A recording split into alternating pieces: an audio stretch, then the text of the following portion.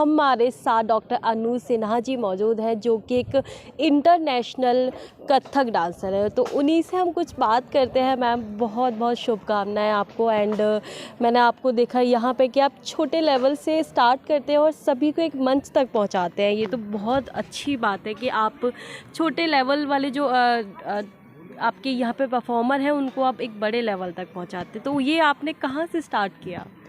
सबसे पहले तो आप सभी को गणतंत्र दिवस की, रिपब्लिक डे की बहुत बहुत बधाई और शुभकामना। और सरस्वती पूजा, बसंत पंचमी की हार्दिक शुभकामना। सरस्वती पूजा, बसंत पंचमी तो हम लोग बचपन से मनाते आ रहे हैं और बहुत बड़े लेवल पे मनाते आ रहे हैं, लेकिन दोनों का एक साथ होना ये पहली बार देखा है। 26 जनवरी और बसंत पंचमी दोनों एक साथ पहली बार हम लोग ने मनाया।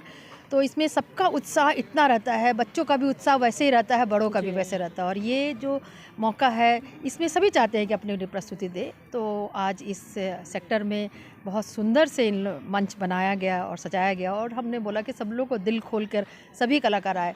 और ये जो जूनियर और सीनियर का जो आपने बताया कि छोटे से लेके बड़े तक का, ये आपने सही कहा कि इस तरह से लोग शामिल नहीं करते हैं और वो आगे आने भी नहीं देते हैं। और अगर बच्चों का कार्यक्रम होता है तो बड़े उसमें बिल्कुल परफॉर्म नहीं करते हैं। तो बोलते हैं तो बच्चों का कार्यक्रम है, बड़े बड़े गुरु लोग अपने आप को इस तरह से रखते हैं। लेकिन मैंने पता नहीं क्यों मुझे ऐसा लगा कि हमें भी तो बड़ी उम्मीद रहती है कि हमारे गुरु लोग के साथ हम नाचें, हम कभी बड़े लोग के साथ नाचें। तो हमें कभी मौका नहीं मिलता है और हमें मिला भी नहीं।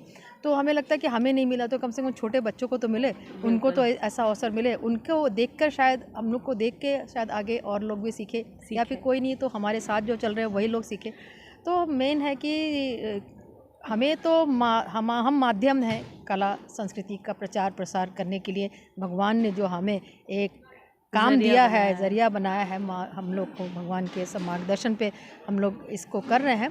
और इसी में सुखी है और इसी में खुशी मिलती है, इसी में सुकून है और इसी में हमारी ज़िंदगी है। बिल्कुल मैम, सही कहते हैं कि जिसमें खुशी मिले वही काम करना चाहिए। तो मैम, रिपब्लिक डे और बसंत पंचमी के लिए क्या शुभकामनाएं आप देना चाहेंगे? बसंत पंचमी में सब लोग पूरे साल इसी तरह से बसंत ऋतु का जो सुहाना मौसम होता है, इसी तरह से सुहाना संबंध रहे हर एक के दिल में, हर एक के लिए। घर में भी हो, बाहर हो, कहीं भी हो, दिखावे का कोई रिश्ता ना हो, छल कपट ना हो किसी के जीवन में।